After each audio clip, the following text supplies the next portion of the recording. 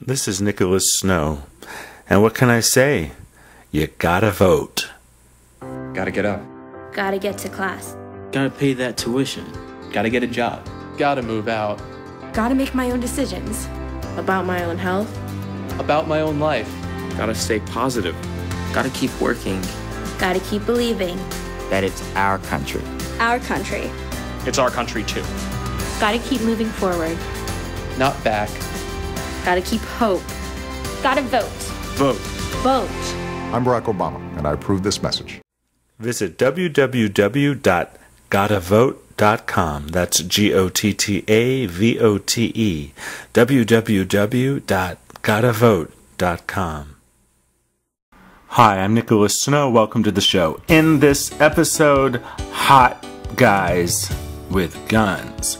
Hot Guys with Guns is an independent feature in development as we speak. I have the creative team, including the writer, producer, director, and some of the actors on the show today.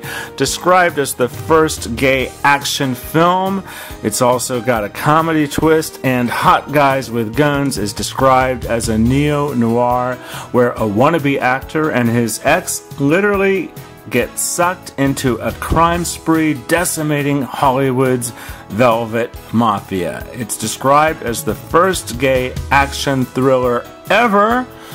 Coming up in the show, I have writer, producer, director Doug Spearman, and I have actors Marc Samuel, Brian McArdle, and Darryl Stephens. When I recorded the interview, I actually added inadvertent S's to the names Samuel and McArdle, but there are no S's on the end of their names. Stay tuned for a very exciting show with hot guys, and maybe they'll bring their guns. You thought it was simply raining men.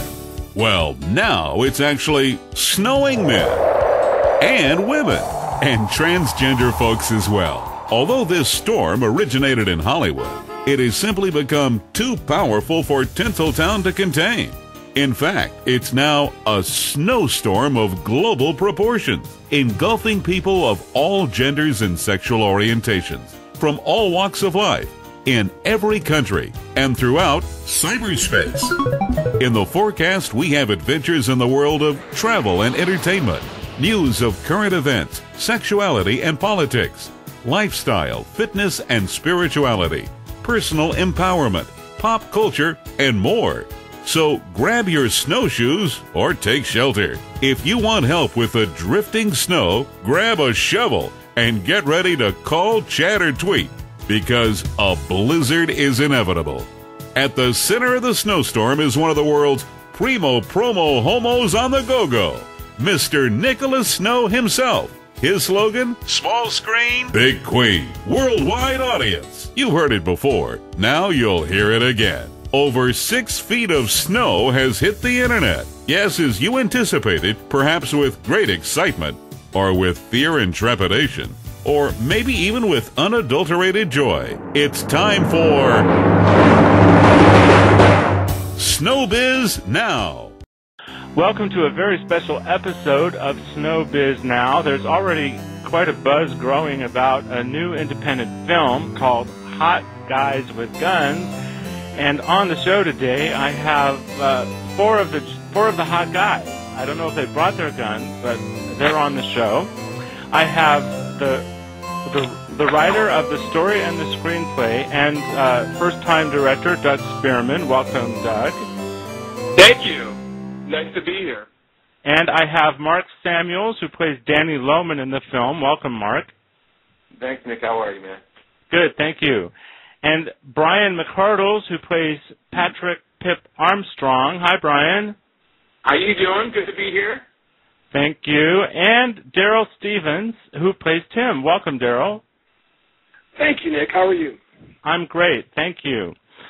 Well, let me start with you, Doug. I understand that this screenplay of yours was selected for the Outfest screenwriting project. Is that true? Yeah, it is. I wrote this a couple of years ago, and Outfest had the Screenwriters Lab, and they select 5 screenwriters, 5 screenplays, and then they bring the writers in to work with established writers for a week, and you get notes from 5 different writers. And, you know, I had some amazing people like C.J. Cox, and for instance, who wrote and directed Latter Days, you know, go over the script. And, you know, it was a real honor to do that and get some really good notes. And it actually did make a difference in the film. I mean, when you get real produced writers to go over your work. In fact, why am I blanking on his name? But the writer that wrote Making Love. Do you remember that Kate Jackson movie? I certainly do. Yeah, it was like the first gay movie I ever saw, I think. Well, he loved the script. So, you know, when you get a tip from a guy like that, it means something. Tell me about your background as an actor. Mine? Well, yeah. By the way, his name was Barry Sandler. His name is Barry Sandler. Thank you. You're welcome. And I can't think. I don't know why I couldn't remember Barry's name. I started acting when I was 7, and that was a very long time ago. I got on stage when I was a little kid, and I loved it. I knew that's all I really wanted to do, and you know, I acted all through my childhood and into high school, and then college, and you know, lived literally on stage for the first, you know, 15, 20 years of my life, and stopped acting until I was 28. I stopped acting from the time I was 21 through 28, and then I decided to go back. Then a guy walked up to me at a party and said, "Do you ever want to act again?" And I said, "Yes, actually, I do." And he cast me in a commercial, and I played a rapper. Yeah, I know. Okay, here's the funny. I mean, they're laughing because they know me. But it was a Christmas. It was a mall spot for a mall in Massachusetts, and I showed up, and what they were hiring were gift wrappers. But I came as a rapper, and you know, it was a little comic thing. And then my next job, you'll love this. My next professional job was doing the voice of General Robert E. Lee for doing voiceovers for a Civil War show. Do you remember the Ken Burns special, The Civil War? Yes. Like 1991. Well, yes. GVA in Boston and WNEV, which was a local affiliate, did their own version. And because I'm originally from the South, and I was probably the only one who could probably do a decent Southern accent, they actually hired me to read General Lee's diaries and his letters to his wife. Wow. And being black, I just thought that was like the best irony ever. Yeah, I think that's hysterical, actually. Yeah, my collective ancestors were whirling in their graves when I got that job. And then I did a lot of, I moved to L.A. and did everything that an actor does out here. I mean, I started small, doing tons of what we call black box theater, 10 different acting teachers, a billion auditions. I mean, my first audition was for L.A. Law. That's how long I've been out here. Okay. Yeah. So in other words, you started auditioning when you were 12. Yeah, exactly. Right. Okay, so go ahead. No, I was just going to say, and then, over the course of the last, 21 years of being in L.A., I've gotten to do a lot of work, and then I decided that, you know what? I kind of want to do something else. I don't want to give up the business. I just want to stop acting. I need a break. I need to do something else. That's why it's like right and direct. Okay. Congratulations on that. Now, of the gentlemen who are on the show with us, Doug, who have you known the longest? Ooh, that's a really good question. That's really good. I don't know. It's kind of a toss-up between Darryl and... Actually, I think I've known Marc by a year longer. Okay. I have known Marc. I've known Marc longer. No, it was because Marc and I actually met in 2000 at an audition, at a callback. Marc was, I had a callback for a Hallmark commercial that Marc got. And he was the super cute young guy with the big funky afro, and everybody loved him. And he was like, we were all like sitting there hating him in the callback because it was very apparent that he'd gotten the job. And I don't know what the hell we were there for. But yeah, comparison. Yeah, it was Marc. I've known Marc the longest, and then I met Darryl. First time I ever saw Darryl, he had afro puffs and a poncho on. Oh. And that was a Yeah, true. Okay, since you've known Marc the longest, Marc, let's bring you into the conversation, and let's start with telling me and the listeners how you got interested in acting. Well, my father actually, he is a huge influence on my life, but he was a stage actor back in Chicago, where we're all from. And as a kid, I used to watch him do a lot of different community theater and university theater, and that just kind of got me excited about it. And I remember doing shows for my family inside the living room, commanding their attention, making sure they watched me do whatever. Yeah, it was a lot. It was definitely me time. Just whatever show I made up on the spot, just to keep the attention on me. And then that kind of became a little bit of theater through high school, in a high school that didn't have a theater, so we had to be really creative. That, in turn, became community theater after college, and community theater became repertory theater. Repertory theater became local commercials, and it kept going from there. And I reached a point at which I knew I had to get to Los Angeles to make my career be what I'd envisioned it and wanted it to be. And Los Angeles is the place you want to be if you're a pro actor. It's just simple as that. And what was it that gave you the courage and the inspiration to make that leap and really go for your dreams?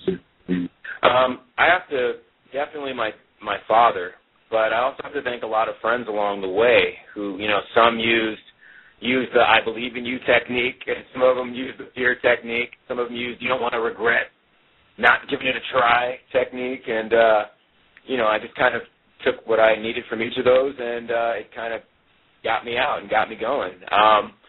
Mostly, though, it was just the fact that I was so at home and so at peace, and in doing this thing that we do, pretending, and pretending legally, not. There's a couple ways it can manifest itself. You could be a con artist, or you could be an actor, and I chose to be an actor, or a lawyer, I guess, however. But that's what motivated me, and just sheer joy and the support of my friends and family. It just was, there was no fighting it. I had to do it, and the bug was deep in me anyway. So So when you were okay, guys. So when you were looking all cute at the Hallmark callback, do you remember the other guys as clearly as Doug remembers you from that day?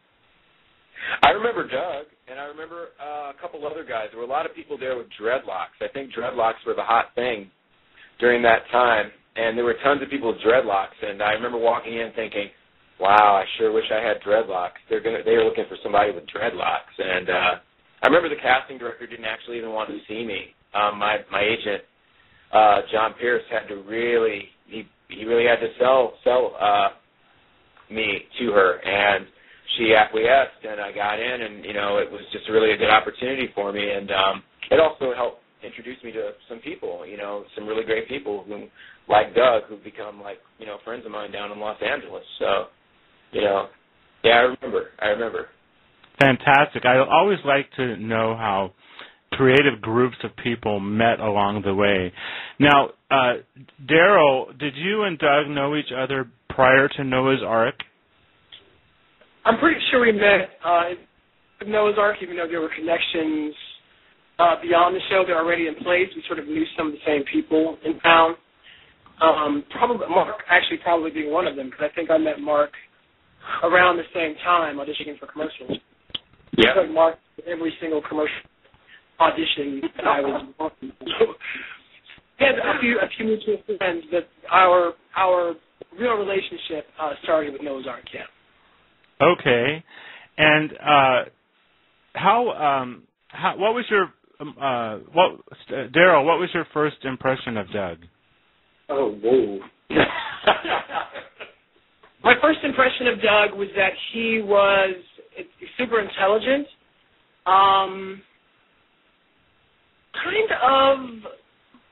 This is kind of a weird word to describe Doug, I'd say, but a little feisty doesn't even sound right. He had this sort of funky energy about him. It was kind of he was upbeat. He was kind of fast talking. He was smooth.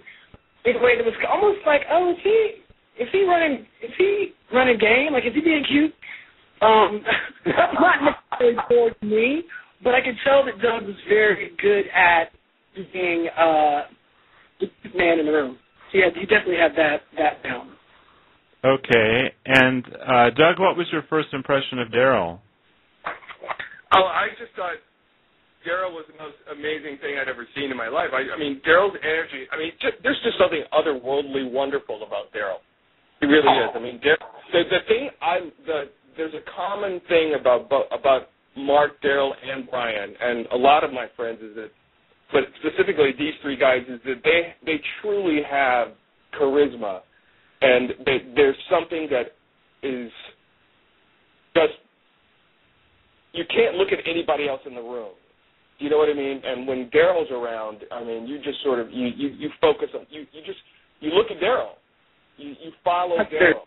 Oh, it's true. Oh, it's true, sweetheart. It's true. You are. I mean, that was the reason why you were the lead in the freaking show. Because it's just this energy that certain people have and certain people don't. You know, and I think it's why they call it the X factor. It's the it factor. It's the thing that makes a person a star. And I think I've told the three of you at least one time that, you all have that thing. That's the thing that's different between an actor and a movie star. And Darryl, Brian, and Marc are all movie stars. That's a quality. The it factor, as they say. Yeah. So, Darryl, what inspired you to pursue acting? Well, in high school, I was right, and there was a show choir that met during lunch. And to avoid being picked on in the schoolyard during lunch, I would go sit in the choir room with a friend of mine who I'd known since middle school. And at some point, I started singing along with the choir, and then at some point, the choir teacher, Dr. Paul Smith, called on me to sing a solo, and I didn't really know that I had it in me, but I did it, and then I got involved in the musical theater there, and then when I went to college, I took theater classes, not because I expected to pursue acting, because really most of my background was dance and music at that point, but because I felt like I wanted just a class that was not me sitting in a lecture listening to someone talk at me. I wanted something sort of artsy. And in the acting class, the theater class, I got someone asked me to audition for something, and that ended up with me being in a theater troupe that started acting in San Francisco. And after that, I moved to LA and pursued acting here. So it was all sort of a way to get out of the way and just sort of not be noticed. And then I ended up center stage somehow. So it's kind of ironic, but it all worked out. Okay. Let's bring Brian into the conversation. Brian, do you remember how you met Doug? Yeah, I do, actually. I do. It was rather recently, actually. Okay. Tell us the story. Well, I was working at my job bartending on a Saturday night and just kind of just making sure everybody was taken care of, and Doug was there with his partner and a friend, and we were just Doug kind of had a presence at the bar that I kind of, you kind of just notice as you're kind of just, checking in on everything, and just struck up a conversation, asked about my background, and things just really started kind of clicking in the way that we talked, and our interests in the professional world. So it was also kind of interesting because he was asking who my representation was for hosting, and I said that it's Swift over at Buchwald, at Don Buchwald, and he goes, oh, my neighbor Swift, and so he started texting him just to kind of check on my background, and I guess I got a good enough report back that Doug and I met a little while later and talked about this project, and gave me the script, and I couldn't put it down when I read it a day later. So that's how we met. It was before the Olympics, just before. So that is very recent. Oh, yes. Oh, yes. Yes. You know the story of, like, Lana Turner supposedly sitting at the drugstore counter at Schwab's having a chocolate soda? That's the way I feel about Brian. I mean, I was the one sitting at the counter and he was behind it, but Brian has this way of moving where Brian knows the whole room is watching him. And he has this way of, like, controlling the room without seeming to. I mean, it's something my mom used to be able to do, and I'm like, I know what this guy's doing. And I really feel like I discovered a movie star. I mean, it was like, this is as close as I'll ever get to a Lana Turner story, but, hey, it's mine. And it's Brian. And a good story it is. So, Brian, what is your background so far in entertainment? Well, it's interesting. I actually started my professional career working in the production side of things. I graduated from Syracuse, from the Newhouse School there, and all my friends and I were in production in New York together. So I worked at a small production house in New York doing small PA things for the first year, then moved out to L.A. about 7 years ago and was still working in the field up until I was office managing, and someone told me that I should be doing voiceover instead. So started pursuing that. Did a little voiceover for a little while, been continuing to do that, and started getting interested in doing some on-camera stuff. So a friend suggested a hosting class, and Suzanne Senna, who does the Onion News Network, I was in her very first class, and it was a lot of fun. I really enjoyed it. I come from a family of educators. Everybody in my family are teachers except for me.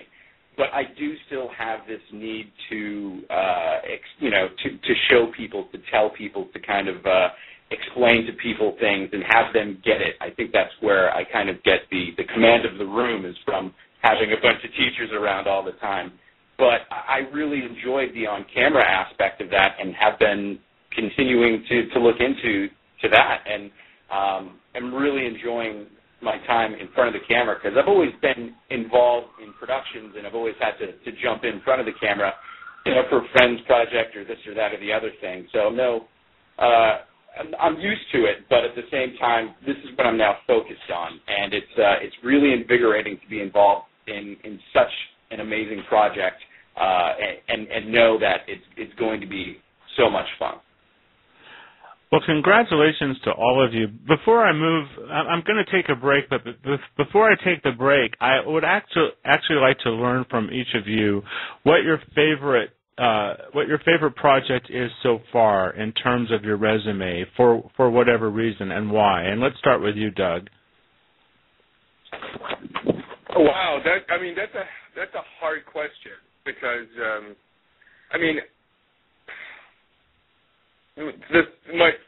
this is actually my favorite thing. This of all the things that I've ever done, I'm the most in love with this. This is my 20-hour-a-day job. But in terms of an actor, being an actor, I did a play back in the 90s called Screen Test Take One, and it was directed by Doris Roberts. It was the first thing she ever directed, and I played a makeup guy in a studio. And I loved playing Bernie so much. In fact, it was like, until Noah's Ark, it was probably the thing, people would walk up to me and go, "Oh my God, you're Bernie!"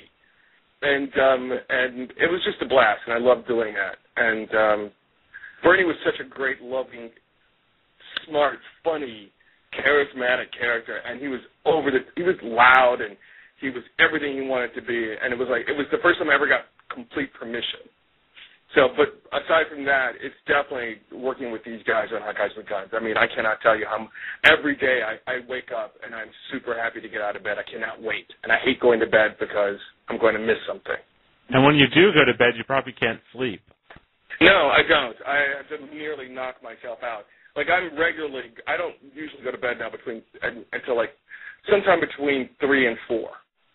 And then I'm up. I mean, literally, to make an independent movie, social media is my job, okay? Like, I tweet, and I'm on Facebook, and I have, we're doing this out of Indiegogo, and then I have, letters to write to people and emails to send, and, it's my job, dude. I am on my grind. Okay, and we'll get into more of that in a moment. Marc, what about you? What stands out in your professional resume as something that you're most excited about? Well, Nick, there's so many different things for different reasons, but I'm not going to go through all of them. Some of them are great because they involve travel to a very far away location. Some are great because of, for example, working on Hot Guys with Guns. I get to work with people I've admired for a long time and I've always wanted to actually work with. I've always wanted to be able to work with Darryl on something and with Doug on something, and it's for me, it's been just I'm excited about that, and we have some other cast members about whom I'm excited to work with. But if there was anything outside of this project that I could immediately refer to, it'd probably be the time I got to I got cast in a development of like a formal table read for a musical that was potentially going to be put up, and it was being done by Barry Gordy and Suzanne DePass. Wow. It was called Ain't No Mountain. I got to sing as the lead in this performance for some, I believe they were investors and people that were just that were on the business side of it. It was an honor to be able to actually meet somebody of his stature. This is Barry Gordy, man. This is Motown, and Suzanne DePass. These people are legends. Legends to even my father. And when I told my dad about it, he was my dad was kind of low key about it. He was like, how about that? I mean, but he was impressed in not so many words, but he was pretty impressed about it. So that was probably the thing for me. Okay. That was a pretty big highlight. And what is an exotic destination you've traveled to for work? Oslo, Norway. That's pretty far. Yeah. Was it summer or winter? It was spring. Okay, not too bad. Yeah, not so bad. Okay, and Darryl, what about you? And Darryl and Brian have an advantage because they got to think about the question a little longer. But Darryl, what stands out for you in your resume? I am terrible with favorites. I think that, like Marc, there's so many things that I've loved for different reasons. Noah's Ark has brought me an amazing group of people who love the show, and just the fan base spawned from that show, and the response to that show has been amazing. I did a spot on Private Practice where I played a transgender woman. For me, artistically, was really rewarding. That was awesome. Thank you. That was awesome. He was so great on that. Thank you so much. I love that. I just finished producing, writing, and starring on a show called Detail A, an independently produced series called Detail A, which was extremely rewarding because I was doing so much. I'd never really been on a show as well as in front of the camera, so it was extremely challenging, but in the same way, really rewarding. So there's just all kinds of things. Boy Culture, my first film on location, I loved that. It's just, there's lots of stuff. I can't pick favorites because there's so many different things I love about each particular project. So, where did Boy Culture film? We shot it in Seattle, and that was my first time being outside of Los Angeles as an actor, set up in a hotel, and it was like, ooh, I'm here with the other actors, and we're on set. It was very exciting for me. I was probably about 30 at that point, and it was really, really a thrill. But I thought you were still in your 20s now. Honey, not for a long time. I'm just being kind. Okay, Brian, your turn. Yes, and the question gets relatively easier for me. Not only did I have some time, I also have not as beefy of a resume as these other guys, but for me, it's since I'm relatively new to the business, it was this voiceover industrial project I did for Adobe. I don't think anybody's heard it unless you're in the banking world. And it was just this afternoon of just reading scripts 5 pages long, and you just tried to go in there and sound all sweet and nice, and they're like, no, we just want you to talk. You want your voice. And that was my first real voiceover gig, and it really kind of hit home that they want my voice. They don't want me doing some impression of something else. They want me. And that was just a really reassuring step for me as an actor to know that, I'm stepping out into this kind of scary world, but I can do this. So for me, that was a real big moment.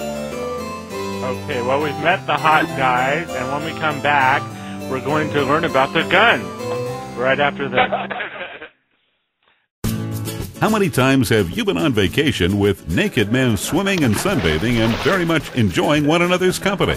This is a common experience in Palm Springs, California, where one of the most popular gay men's clothing optional resorts is the Warm Sands Villas, conveniently located near the airport, restaurants, and nightlife. Guests may choose from a variety of room types and enjoy 24-hour access to the pool, hot tub, and roof deck with an unobstructed view of stunning mountains and the surrounding area. For more information, check out warmsandsvillas.com. To view a 20-minute documentary about the Warm Sands Villas, check out the videos at SnowbizNow.com. And now it's time to check in with Tony Marchese at Trio Restaurant, where Palm Springs eats. We have guests that come here every week and just sit at the bar because they meet new people all the time. Every week someone tells us they met someone new at Trio and then they come back with them the next week after. So that's the kind of place you want to be. When you feel at home, you're happy. Mark and I are from the Midwest, so when we opened Trio, we wanted to bring that Midwest feeling here to California. Our pot roast is our #1 seller. Our soul is unbelievable. So we're affordable. We have a great staff. You're always welcome. For a video all about Trio, go to SnowbizNow.com and click on the video tab in the sub-menu, or check out TrioPalmSprings.com. Join Desert AIDS Project for our biggest walk ever, the 25th Anniversary Palm Springs AIDS Walk, presented by the Agua Caliente Band of Cahuilla Indians. This year we are honored as the recipient of the inaugural Spirit of Stonewall Advocate of the Year Award. Register online today at desertaidsproject.org and walk away with a cool Keith Haring-inspired t-shirt. The 2012 Palm Springs AIDS Walk kicks off Sunday, November 4th. Registration opens at 7:30 a.m. Come out and walk, show DAP the love. New designer furnishings, sparkling cocktail rings, vintage jeans and shirts for moms, teens, boys, and flirts. Area rugs and stylish bedding design your wedding. Shiny knickknacks and glam Hollywood throwbacks. You'll find it here at Revivals. Voted best of the Valley thrift stores. Now with even more new treasures, plus one-of-a-kind consignment and estate items. Fashion, accessories, furniture, it's all in store at Revivals. Find it here. Visit us at revivalstores.com to find a Revivals store near you. You're listening to Snowbiz Now with Nicholas Snow. Small screen, big queen, worldwide audience. It's not radio, it's Gadio. I am so excited because now, just by being a listener of Snowbiz Now, you get to save money at some of the best establishments around the world. For coupons and special offers exclusively for Snowbiz Now listeners, go to snowbiznow.com and click on the Coupons Special Offers tab in the main menu. You'll be glad you did. If you would like to make a special offer to Snowbiz Now listeners, get in touch with me. To do that, go to snowbiznow.com and click on the contact link in the submenu. I am so excited! Did I sound like Oprah? And I'm back in the Snowbiz Now studios with hot guys with guns, the creative team, including director, writer, producer Doug Spearman, and actors Marc Samuel, Brian McArdle, and Darryl Stephens. Doug, when you... You know what? Hey, yes? Dick, hold on. There's no S on the end of McArdle or Samuel. Okay, I wonder where you know what? I think I might have gotten that from your Facebook page. But anyway, I didn't make that up. I got it from some of the material I was sent, I think. Oh but anyway. My God. I'm terribly dyslexic, so I apologize to the actors if I put S's where they're not supposed to be. That's Seriously, okay. I can write dialogue, but I can't spell anything. Oh, that's okay. So Marc Samuel, Brian McArdle, and Darryl Stephens. All right, got it. There is an S on Stephens, though. Yes, I got it. All right. So, with that said, Doug, do you happen to know how many scripts are submitted for possible inclusion in the Outfest Screenwriters Lab? Yeah, actually, I do. It's close to 500. Wow. And they choose 5, right? Yeah, pretty. And it took. And you know what? What's really amazing is that it wasn't my first time either. It took me a couple scripts to get in. And I was amazed because I thought, like, I'd written a really darn good love story called Welcome Sinners, and I'm like, I'm sure this is going to get in. Hell yeah. No. Rejected. And, it wasn't until a year later that I got in with this one. And did you jump up and down and scream? Yeah, I was pretty happy. I mean, anytime somebody wants to do something, anytime you get somebody involved in something that you're doing that you love and that you want to see happen, and somebody says, you know what, yeah, I like this too, or I'm willing to help it go a little further along, yeah, you should jump up and scream and take yourself out for ice cream. You know, it's amazing. That these guys are sitting here with me at all right now is pretty amazing. I want photos. Of them? Of all of you right now. Just tweet them to me. Okay. No. So when you went, is the Screenwriters Lab a competition? Well, kind of it is. You have to write something. You have to give them something that you. I guess it is a competition. Clearly, right. Clearly, to get accepted, it's a competition. But are the 5 scripts that get accepted in any sort of competition? No, you're not. No, because all the scripts were very, very different. I mean, there was one that was. I mean, this is an action thriller, comedy. There was a very traditional boy meets prince love story. No, literally, it was like, it was literally a boy meets a prince. Oh, a prince. I thought you like Prince. No, he meets like a European prince, kind of like fairy tale love story. Aww. Fairy with the traditional spelling. There was a very serious family drama. There was a very really good lesbian sort of family drama as well. And then there was another comedy. And what happened next? What happened between the conclusion of Outfest 2009 and the launch of your Indiegogo campaign regarding the movie? Well, Hollywood changed a lot. The business of making a movie changed a whole lot. Cameras got smaller. Budgets got a lot smaller. The original budget for this movie was $4 million. Because you could actually make a movie for $4 million. You didn't expect to make a movie for under $100,000. That was crazy talk. I mean, there are movies that were done back then. I mean, like Shelter was done, I think, for like $30,000 or $40,000. And that's, After Hilton just considered that movie the greatest gay movie ever made. Low budget movie, certainly. And it's a terrific movie, but I had all my life worked in television production, and I've always worked at networks, and I always wanted to do things big. I mean, I wanted a feature film crew. I wanted big 35mm cameras and trailers, and I expected, to treat this like you would anything you ever see in Hollywood. I wanted to treat this like the big boys. And the economy tanked. The industry literally contracted and shrank. Cell phones and digital cameras basically took over the world. And the ease with which you can actually make a movie took over the hard studio behemoth. And I went through a lot of changes, and I put it down, and, I pitched it, and the budgets got smaller and smaller. And then I literally got discouraged. I've worked in this industry my entire adult life, and that's a long time because I'm old, and it gets tough. It gets really hard. It takes forever to make a movie sometimes. It took 10 years to make, for instance, it took 10 years to make Forrest Gump.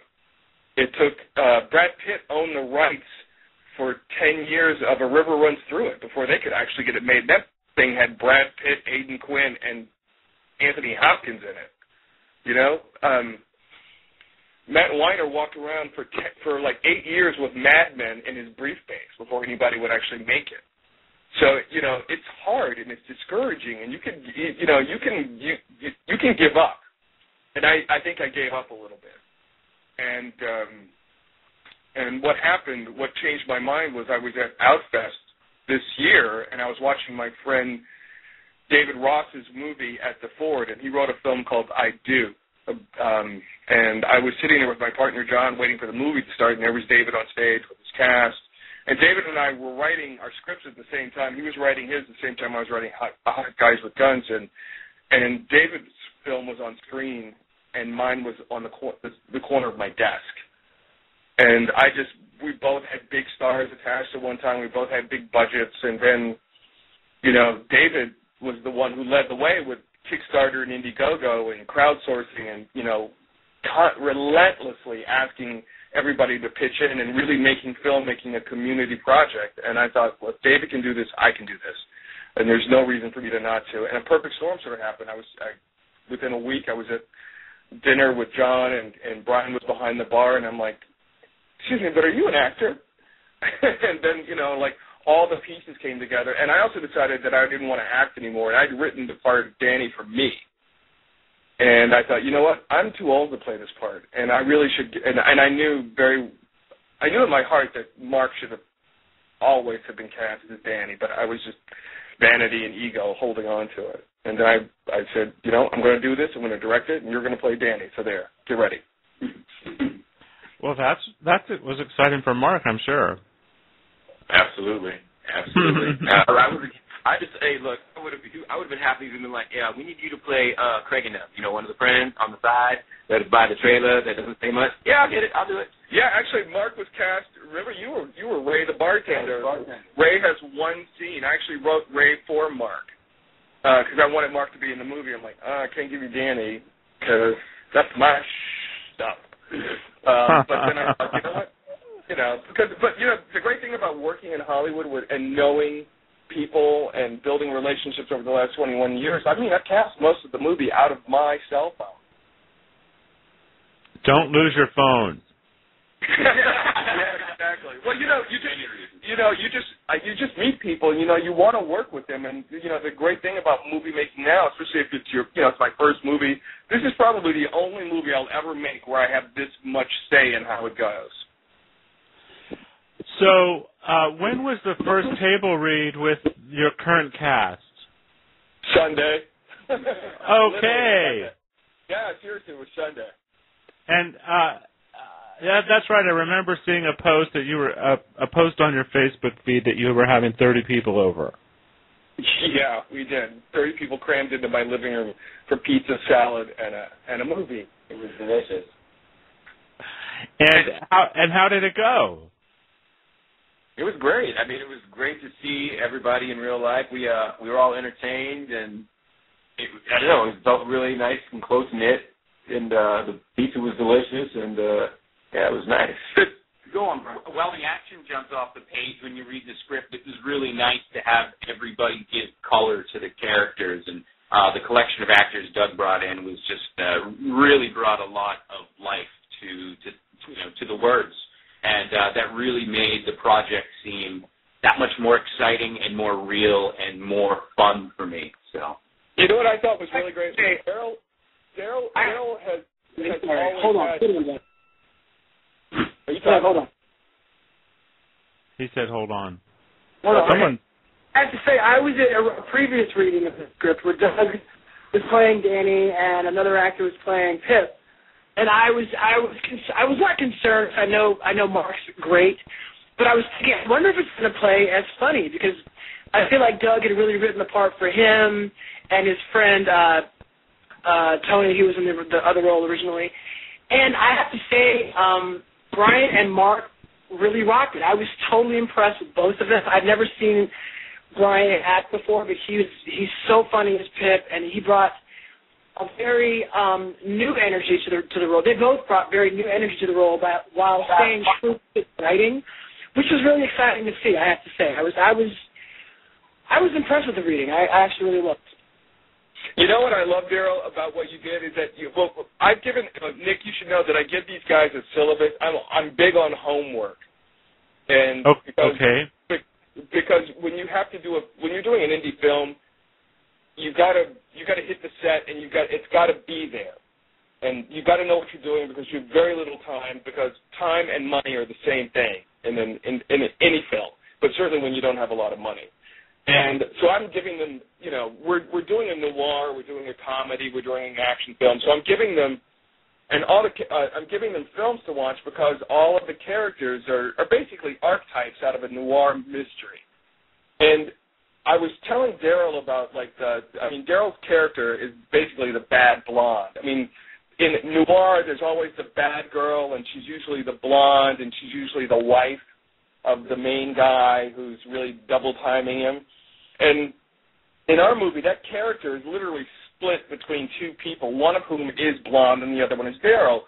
During the reading, Darryl did this silky, smooth, satiny, evil voice thing that was just like, it was just dreamy. It was perfect.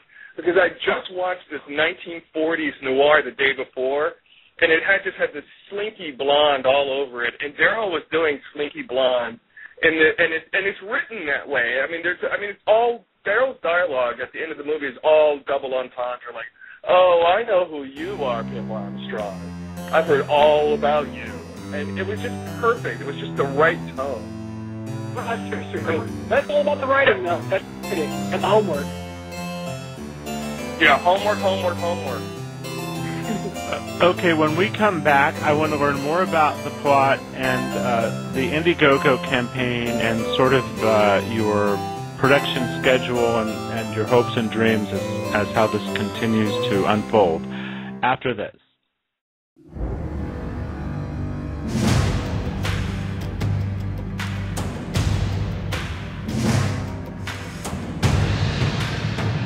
Are you captivated and wondering just what is next? Well, you should be.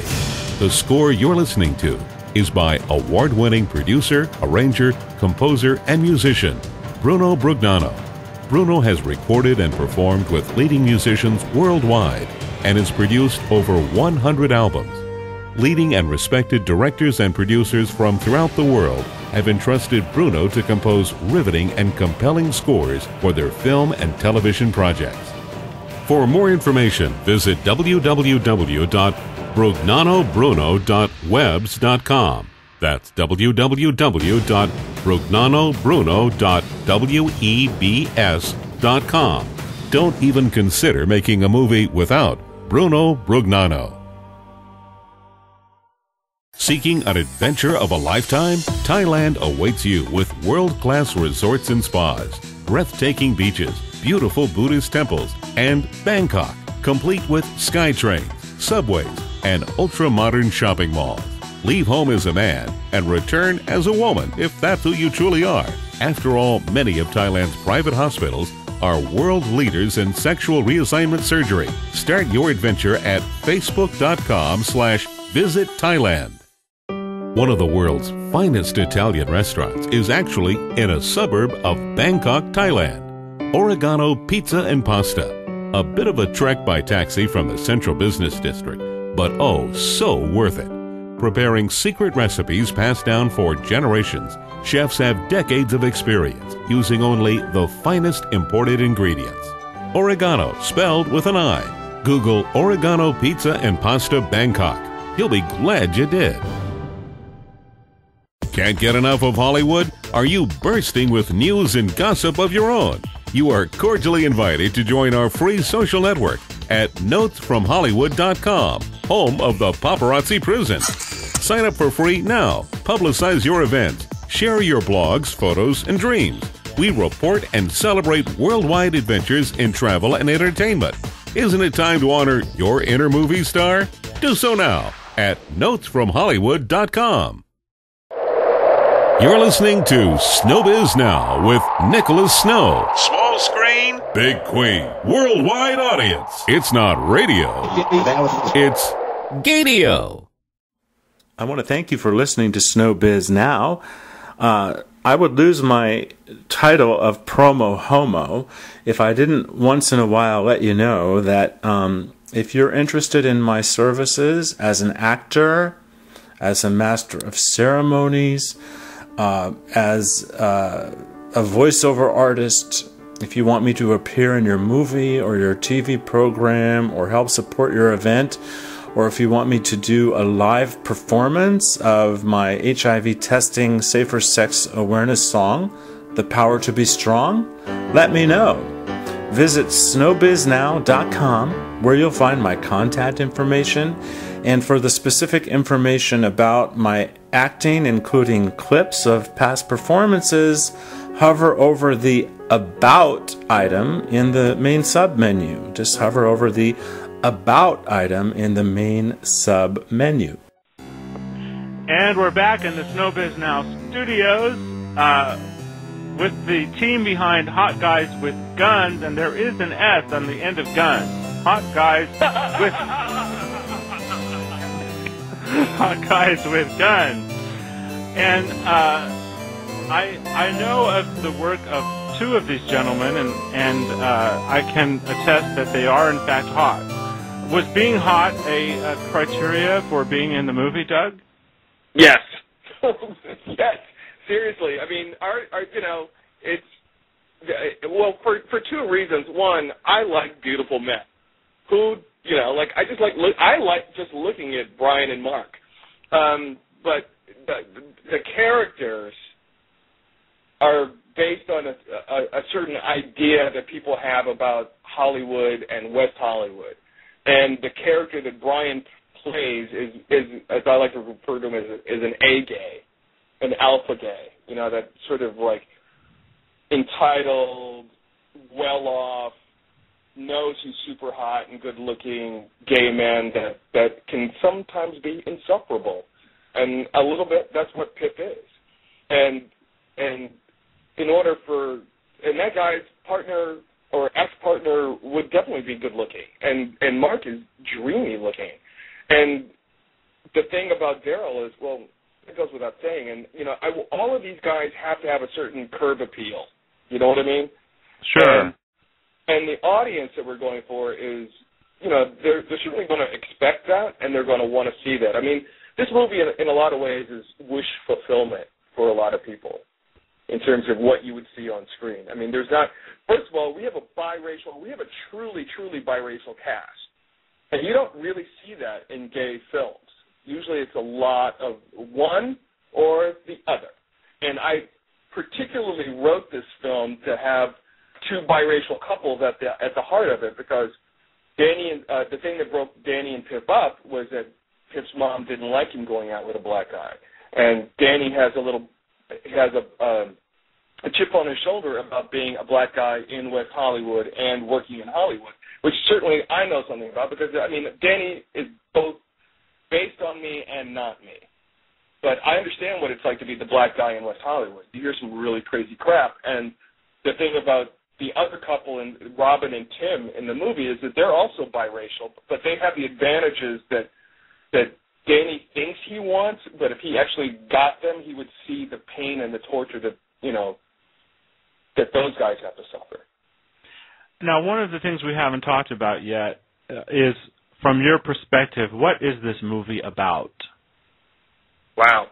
Well, it's about a lot of things. At the heart of it, it's about obsession.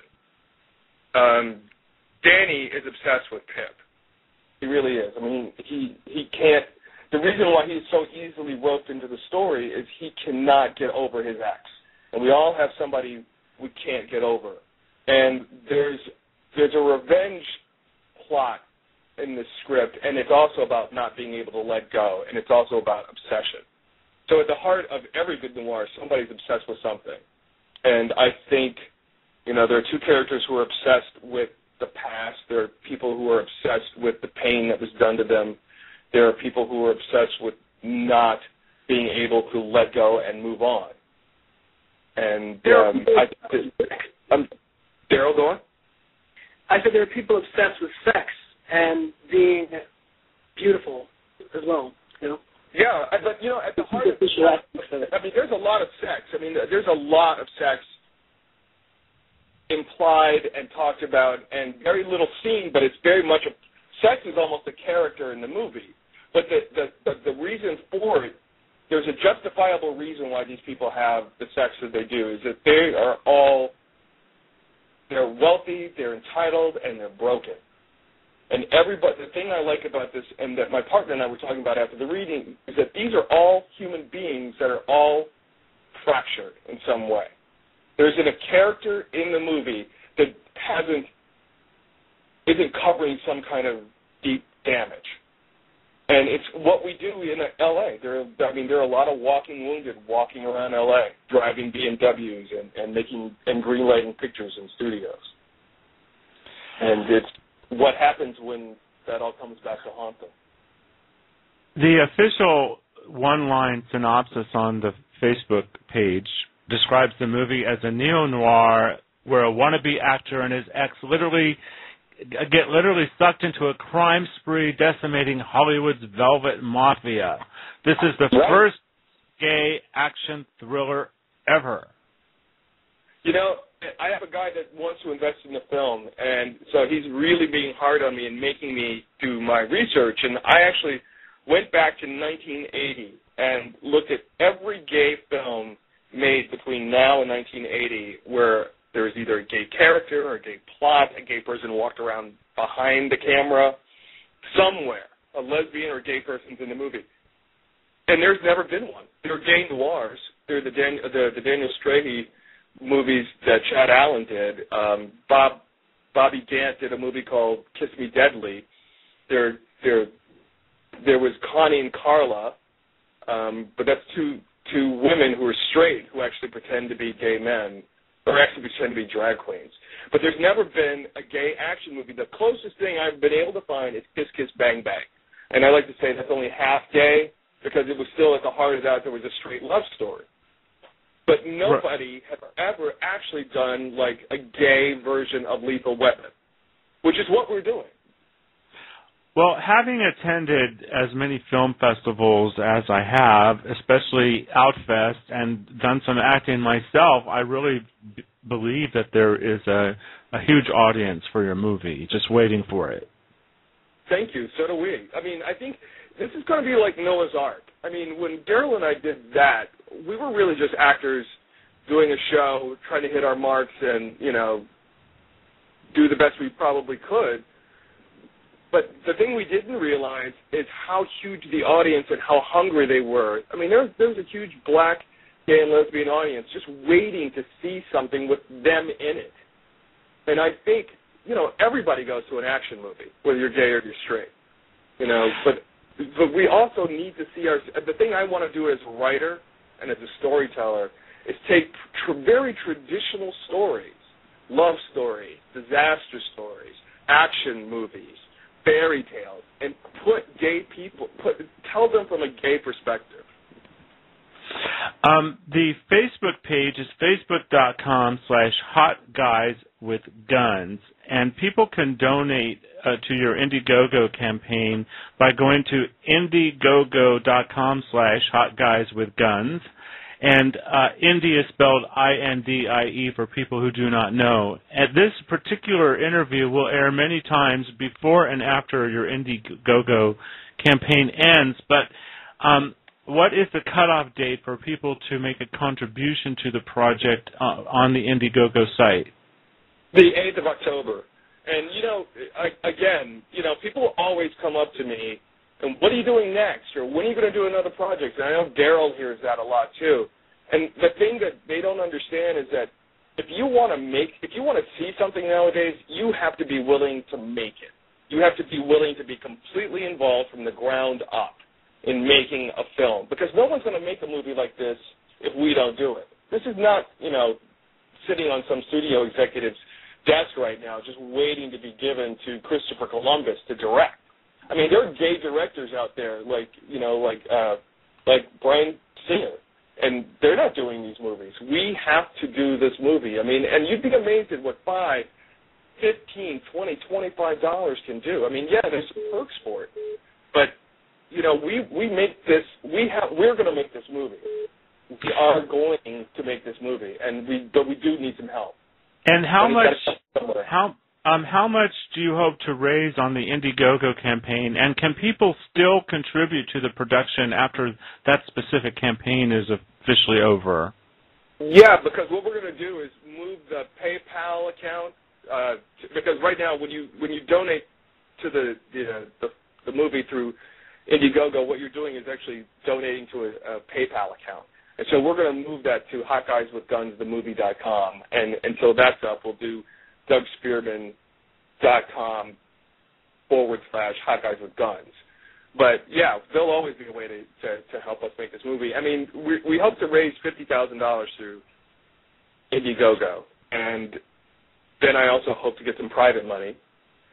But you know, it's a long road. I mean, you don't just make a movie and then suddenly twinkle, twinkle, little star. It's actually on a screen. There's a long, long, and very expensive process. And every time I turn around, somebody's asking me for $1,000.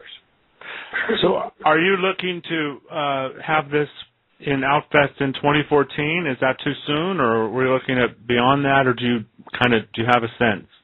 Oh, I would love this to be the jewel in the 2013 Outfest. I mean, Outfest really, they're invested in the filmmakers and the writers that they nourish and grow. So what we do is we want to, I would love to have this as a centerpiece in this coming year's Outfest. Oh, that would be fantastic if you got it done that quickly. That would be really fantastic. Okay. I come from a television background, and we move fast in TV. There's no reason to sit on this thing. Okay. Wow, Brian, really? Really? Well, let me go to each of you for some concluding remarks. Let's start with you, Darryl. How would you like to conclude the interview from your perspective? I'm excited for this project. I'm really proud of Doug for getting this off the ground. He's been talking about this for years. I think he wrote it right after we stopped working on that other show. And it's just really exciting to see this kind of thing happen. Like I said, I've been working on something that I produced myself and helped to write, and it is a really, really difficult process, and it really does make a difference when people pitch in. We can't tell these stories without the support of the community. So I think it's great that he's got this Indiegogo campaign. It's really exciting. He's got all these actors on board, and I'm really proud of him. Well, congratulations, Darryl. Brian, what about you? What would you like to add? Well, I want to thank you so much for your time today, Nick. It's been great talking with you and hearing all the different perspectives. But I'm just super excited to work with everybody on the cast who's just so talented, and the story, which is so rich. I can't wait to be more involved than I am right now and actually be on the set shooting. And I'm just really super excited for it, and I hope that everyone out there is looking at the Indiegogo campaign and giving the $5 that they have here or there, whatever they can do, because this is such a great project, and I want you to feel like you're a part of it when it comes on screens. Well, and anyone who gives $3,000 gets to be an associate producer and have their name in the title sequence before the director at the top of the film.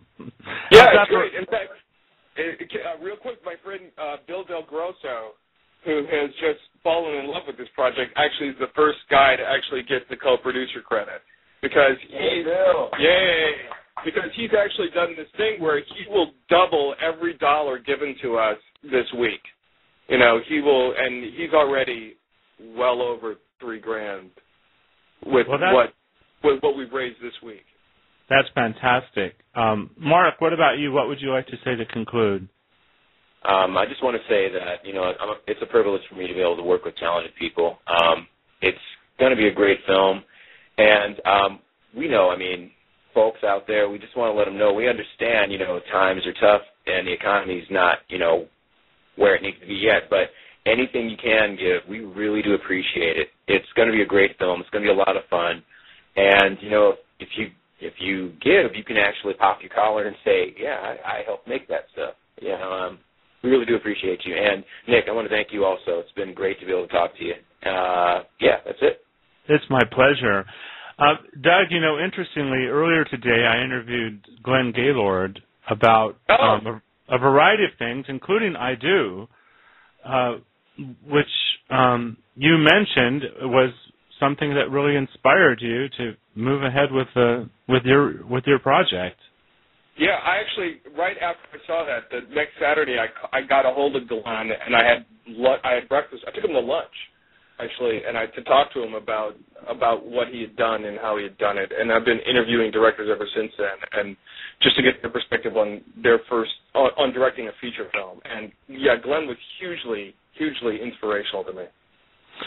Well, you know, what I have found being part of the sort of the gay creative community of Hollywood is that as time goes by, we get to meet more and more of one another, and we're about empowering each other and contributing to our audiences.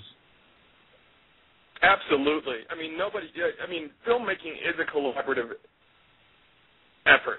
You can't do anything in this town by yourself, and it's all built on relationships. And you have to be nice to everybody because eventually you get to work with everybody, because the only way you succeed in this town is as a unit. Nobody does it by themselves.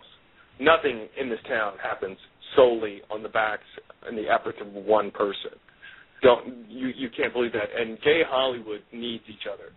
You just have to. We have to be together. And we really appreciate you allowing us to be on your show. I mean, this is huge for us. So thank you very much, Nick. Oh, listen, it's my pleasure.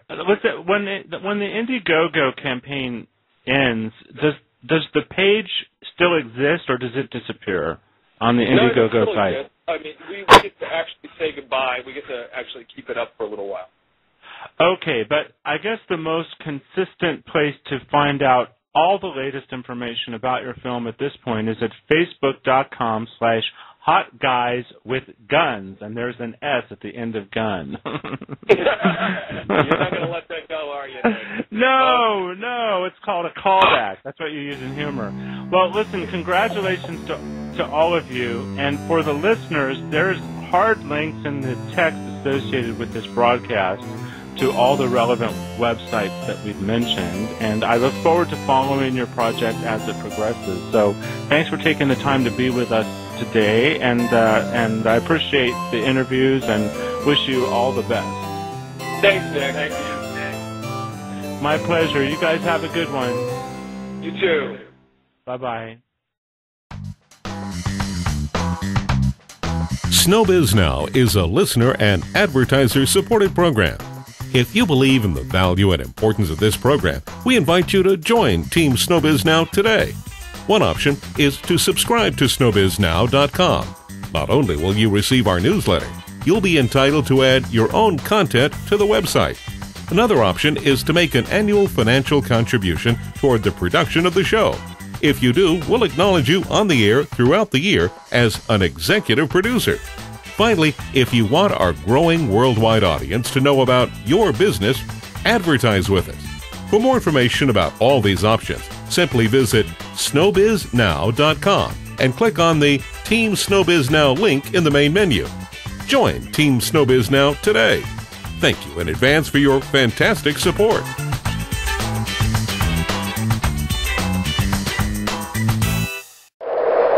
You're listening to Snowbiz Now with Nicholas Snow. Small screen, big queen, worldwide audience. It's not radio.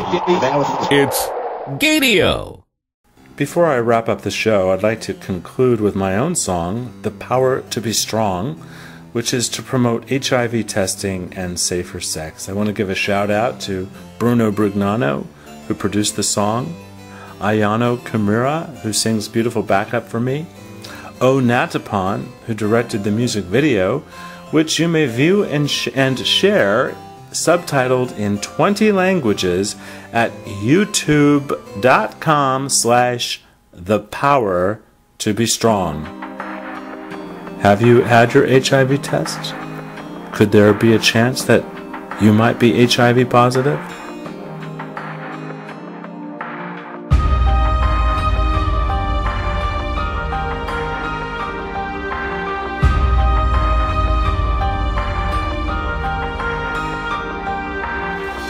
Open your heart, feel your light grow. take a step and begin. Out of the dark, let your light shine the way. Knowledge is power, turn the night into day.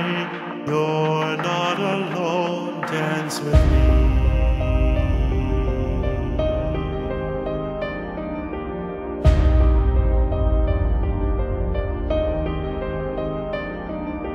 Listen to me, open up, take a chance. Transform your life with this magical dance. Deep in your heart is the power to live. Precious and loved, you have so much to give. You're not alone, dance with me.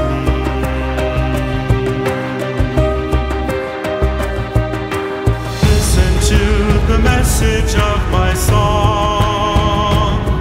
Within you is the power to be strong.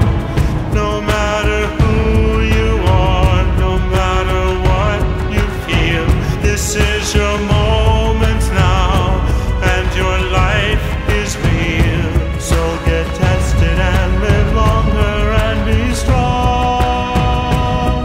Get tested and live longer and be strong.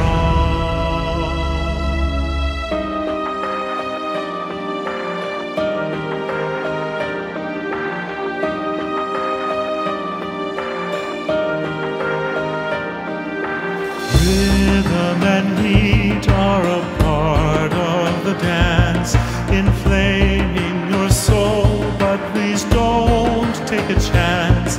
When passion and love ignite flames of desire, take care of yourself, don't get burned by the fire.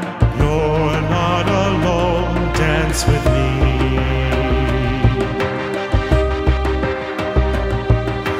Listen to the message of my song. Within you is the power to be strong. No matter who you are, no matter what you feel, this is your moment now, and your life is real. So play safely and live longer and be strong. Play safely and live longer and be strong.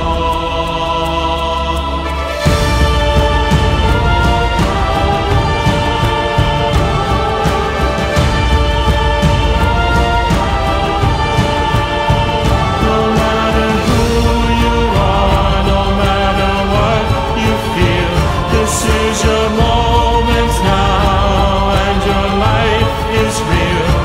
So play safely and live longer and be strong. Hear my song, life goes on. Get tested and live longer and be strong.